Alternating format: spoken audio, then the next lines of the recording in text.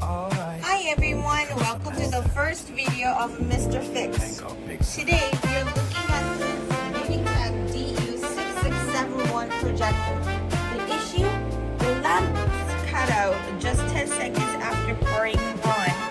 Our engineers diagnosed the problem and found the damaged ballast that is responsible for supplying power and the high voltage, which is about 100,000 volts, which is needed for ultra high pressure mercury lamp. After we replace these components, the projector is back up and running just like new. 죽어가는 픽셀에 숨을 불어 넣어